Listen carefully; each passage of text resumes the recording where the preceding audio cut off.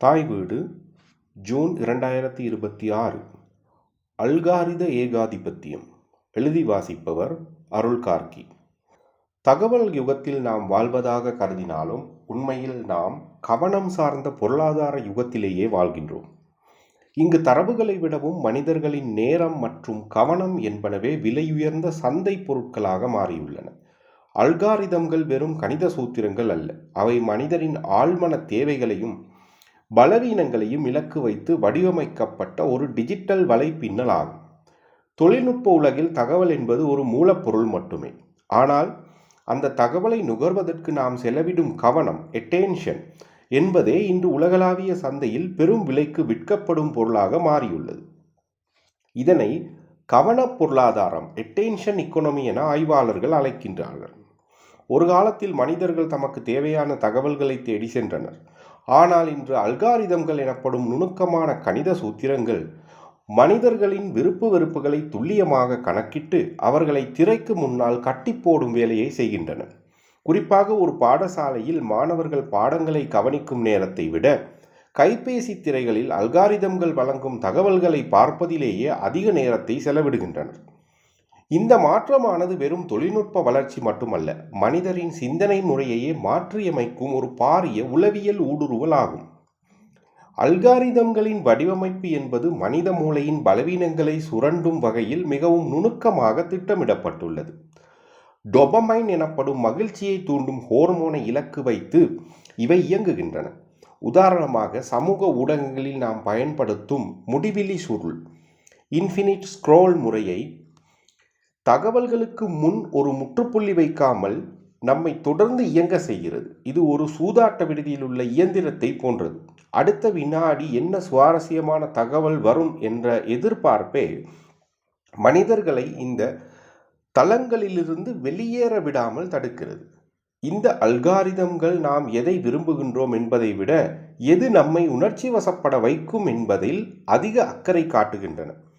இதனால் ஆக்கப்பூர்வமான சிந்தனைகள் பின்னுக்கு தள்ளப்பட்டு தற்காலிகமாக கிளர்ச்சியூட்டும் தகவல்கள் முன்னிலைப்படுத்தப்படுகின்றன. இந்த தொடர்ச்சியான கவன சிதறல் மனித உளவியலில் பாரிய பாதிப்புகளை ஏற்படுத்துகிறது. குறிப்பாக ஆழ்ந்த சிந்தனை செய்யும் ஆற்றல் இன்று வேகமாக மழுங்கி வருகிறது. ஒரு நீண்ட கட்டுரையை வாசிப்பதற்கோ ஒரு சிக்கலான பிரச்சனையை ஆழமாக ஆராய்வதற்கோ தேவையான பொறுமை இன்றைய இளைய தலைமுறையிடம் குறைந்து வருவதற்கு இந்த அல்காரித சூழலே முக்கியமான காரணமாகும். தகவல்கள் துண்டு துண்டாக வழங்கப்படுவதால் மூளையானது எதையும் ஆழமாக பதிய விடாமல் மேலோட்டமாக தடவி செல்லும் பழக்கத்துக்கு ஆளாகிறது. இது கற்றல் செயல்முறையிலும் பாரிய பின்னடைவை ஏற்படுத்துகின்றது. அத்துடன் அல்காரிதம்கள் உருவாக்கும் எக்கோ சேம்பர்ஸ் எனப்படும் ஒத்த கருத்துடையோரின் வளையங்கள் மனிதர்களை மாற்று கருத்துக்களை ஏற்க முடியாத பிடிவாதக்காரர்களாகவும் மாற்றுகின்றன. நடைமுறை சூழலில் அவதானித்தால் அல்காரிதம்கள் எவ்வாறு நுகர்வோர் கலாச்சாரத்தையும் சமூக முரண்பாடுகளையும் தீர்மானிக்கின்றன என்பது புலப்படும். ஒரு பயனர் இணையதளத்தில் ஒரு குறிப்பிட்ட விடயத்தை தேடினால் அதன் பின்னர் அவருக்கு காண்பிக்கப்படும் விளம்பரங்களும் செய்திகளும் அல்காரிதம்களால் முற்றாக கட்டுப்படுத்தப்படுகின்றன. இது தனிநபர் சுதந்திரத்தை பறிக்கும் ஒரு செயலாகும்.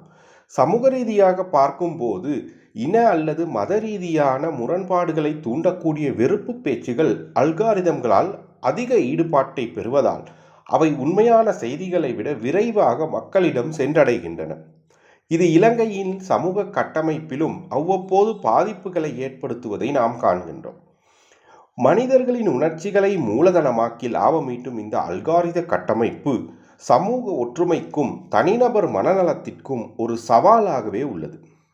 அல்காரிதம்கள் மனிதரின் கவனத்தை திருடுவதிலிருந்து தற்காத்து கொள்வது என்பது இன்றைய காலத்தின் கட்டாய தேவையாகும். தொழில்நுட்பத்தை முற்றாக தவிர்க்க முடியாது என்றாலும் அதன் இயங்குமுறையை புரிந்து கொண்டு விழிப்புணர்வுடன் பயன்படுத்துவது அவசியமானது. டிஜிட்டல் மினிமலிசம் எனப்படும் தேவையற்ற இணைய பயன்பாட்டை குறைக்கும் பழக்கத்தை வளர்த்து கொள்வதன் மூலம் ஆக்கப்பூர்வமான வாசிப்பு மற்றும் களப்பணிகளில் ஈடுபடுவதன் மூலமும் நமது சிந்தனை திறனை மீட்க முடியும். அல்காரிதம்கள் நம்மை வழிநடத்த அனுமதிப்பதை விட அவற்றை நமது வளர்ச்சிக்குரிய கருவியாக மட்டும் பயன்படுத்துவதே அறிவுடைமை ஆகும். மனித அவதானிப்பு என்பது விலை மதிப்பற்றது. அதனை அல்காரிதம்கள் ஆக்கிரமிக்க விடுவது என்பது எதிர்கால சிந்தனை சுதந்திரத்தையே அடகு வைப்பதற்கு சமனாகும். நன்றி.